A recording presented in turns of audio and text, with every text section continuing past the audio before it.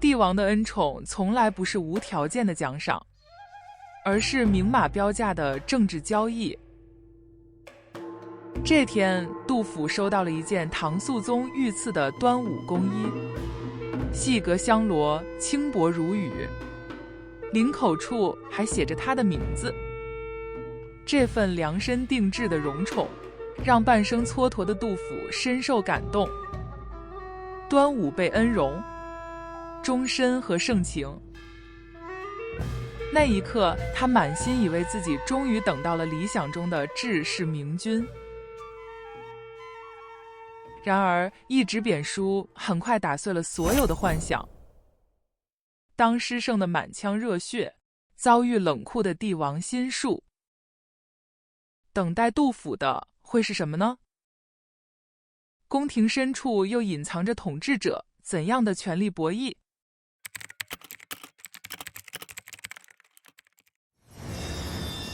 历史叙事总爱给帝王恩宠蒙上温情面纱，但真相往往冰冷刺骨。那时的杜甫，麻鞋路走，徒步千里，投奔凤翔。在史书的笔墨里，这是一段足以传唱千古的忠义传奇。可在皇家的政治账册里，这份纯粹的热血却被精算成了冷冰冰的厉害。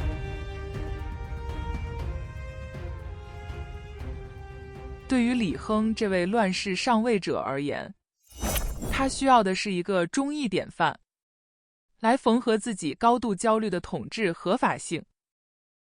因为他的皇位不是父亲唐玄宗授予的，是在05自行登基。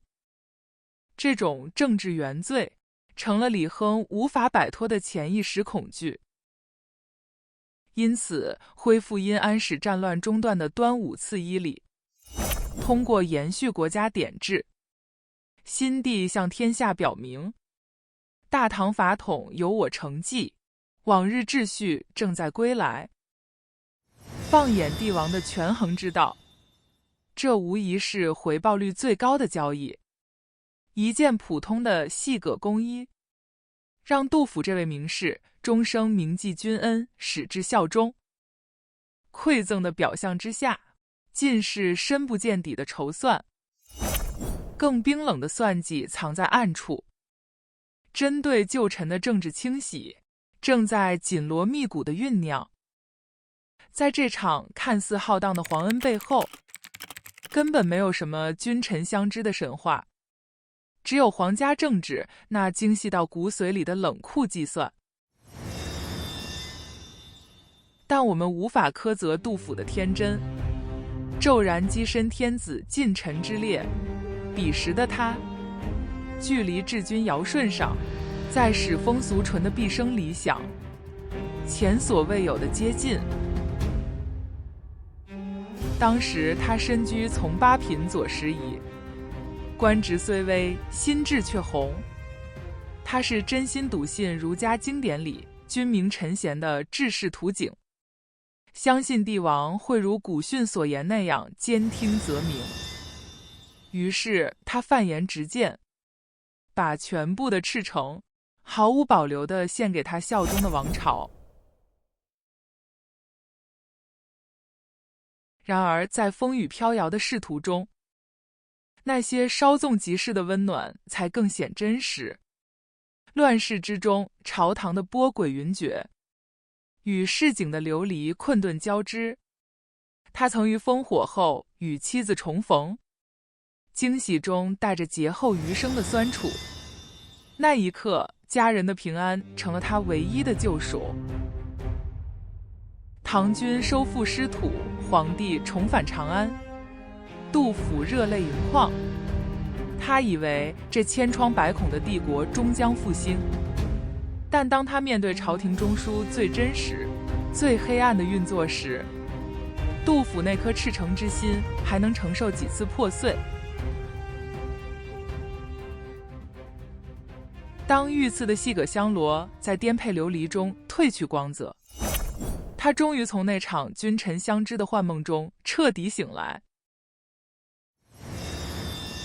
离开长安，让杜甫成为了大唐由盛转衰过程中唯一一位以笔为刀，直面真相的历史见证者。在粉饰太平的时代，统治者忙于构建盛世幻象，庞福大唐依然如日中天。然而走入民间的杜甫，渐渐看透了这些虚妄的繁华。在石壕村的深夜，杜甫听见老弱妇孺孤苦的哭声，那是权力之手粗暴撕裂民间最后生计的残酷记录，字字如锥，刻下乱世之惨。当石壕里的哀鸣穿透历史，这份冷酷的真相会成为权力者忌惮的利刃吗？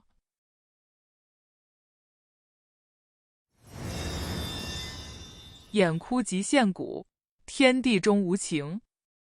这句沉痛的感叹出自辛安利，并非廉价的悲悯，而是一位记录者对荒谬时代的控诉。当统治者试图用宏大的史观遮蔽真实的民生，杜甫却用鲜血淋漓的诗句拆解了那层华丽的遮羞布。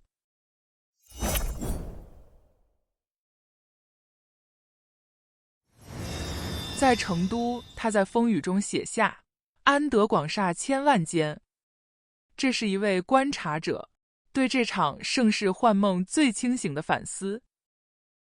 他用一生漂泊，换取了对这场巨变最真实的目击，让大唐由盛转衰的每一个瞬间，都在文字中获得了永恒的重量。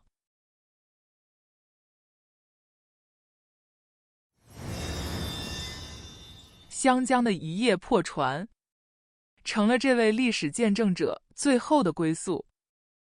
在这里，历史给诗圣和我们留下考题。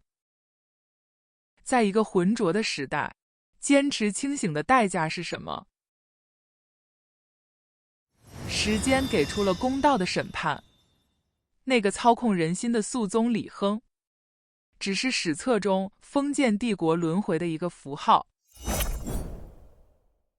而穿着破衣行走民间的少陵野老，却以一己之躯诠释了华夏君子风骨。他所记录的不仅是一个时代的兴亡，更是关于真相的重量。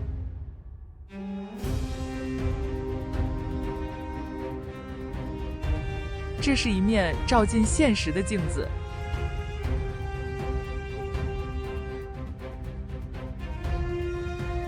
感谢收看，下期继续。